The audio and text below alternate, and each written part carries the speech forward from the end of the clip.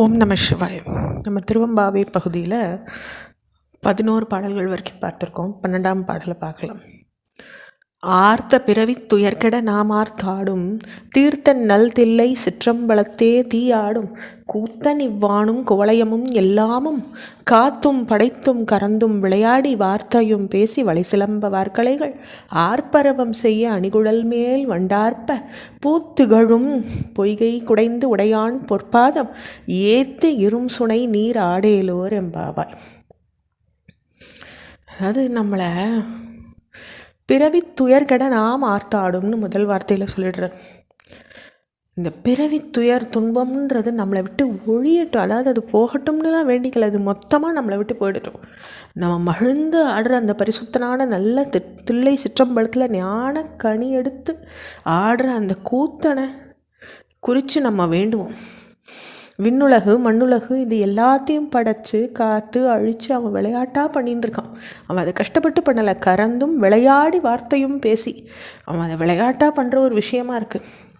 அப்படி இருக்கும் பொழுது அவன் புகழையே சொல்லி வளையல் ஒலிக்க பெரிய ஒடியானங்கள் பெருமிதமாக ஒலிக்க வளை சிலம்ப வார்கலைகள் இதெல்லாம் ஒழிச்சுன்னு இருக்கு. அழகிய கூந்தல் மேலே வண்டுகள் முழங்க மலர்கள் நிறைஞ்சுள்ள பொய்கையில் நீராடி இறைவனது பொன்னடியை துதிச்சு பெரிய சுனை நீரில் கண்மூழ்குவோம்.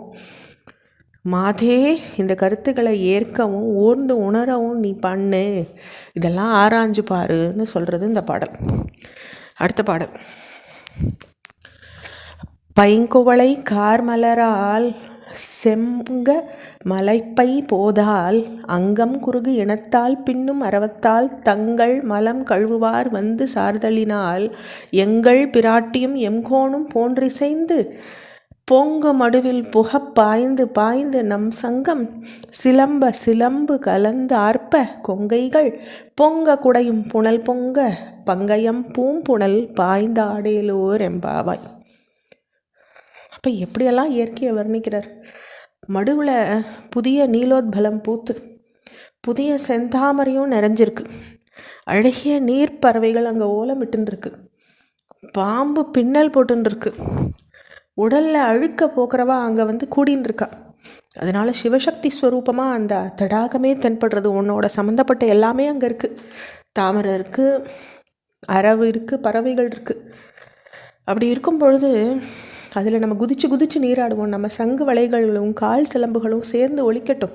நம்மளுடைய ஸ்தனங்கள் பூரிப்படையட்டும். நம்ம முழுகிறதுனால நீர் பொங்கட்டும். இத்தகைய புஷ்கரணியில் நம்ம நீராடுவோம். பாவையே இந்த கருத்துக்களை ஏற்று கொள்ளு, ஓர்ந்து பாருன்னு சுவாமியை அழைக்கிறதுக்கு போகலாம்னு கூப்பிட்றார். அடுத்த பாடல்.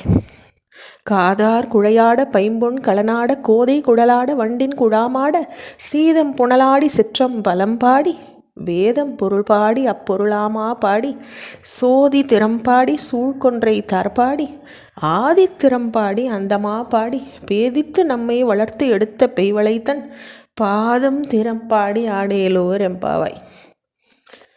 சுவாமி என்னெல்லாம் எப்படிலாம் பாடணும். காதில் அணிஞ்சிருக்க தோடுகள் ஆடணும். பசும் பொன்னாலான மற்ற ஆபரணங்கள்லாம் ஆடணும். பூமாலை பூண்டுள்ள கூந்தல் ஆடணும். அதை நாடி வந்த வண்டு கூட்டம் ஆடணும். குளிர்ந்த நீரில் நம்ம மூழ்கி நீராடணும். பின்ன அந்த சிற்றம்பலத்தான போற்றுவோம். வேதம் அப்படி தான் அவனை விளக்குறது. நம்ம அவனை அடையணும். அவன் ஞான ஜோதிமயமாக இருக்கான். ஜடாபாரத்தில் கொன்றை மாலை அணிஞ்சிருக்கான். பிரபஞ்சத்துக்கு முன்னே இருந்தவனும் பின்ன இருக்க போகிறவனும் அவன்தான். நம்ம பிரபஞ்சத்துக்கிட்டேருந்து வேறுபடுத்தி காப்பாற்றி அருள்கிற அன்ன பராசக்தியின் மகிமையை பாடவும் ஆடவும் செய்வோன்னு இந்த பாடலில் சொல்கிறார். அப்போ நம்ம சிவத்தோட சேர்தல் தான் நம்மளுடைய ஒரே குறிக்கோளாக இருக்குது.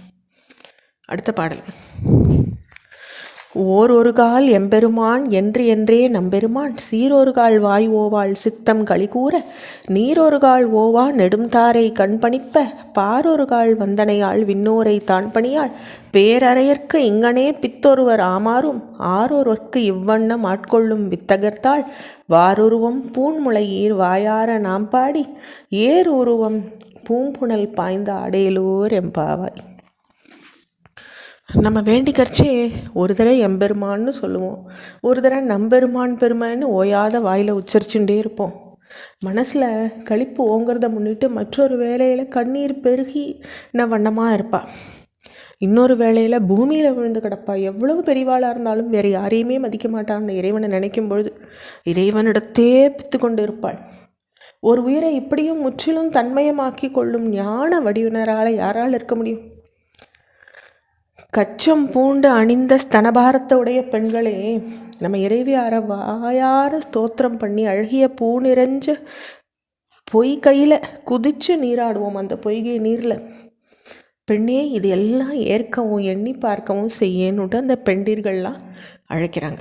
தொடர்ச்சி நம்ம அடுத்த பகுதியில் பார்க்கலாம். ஓம் நம சிவாய.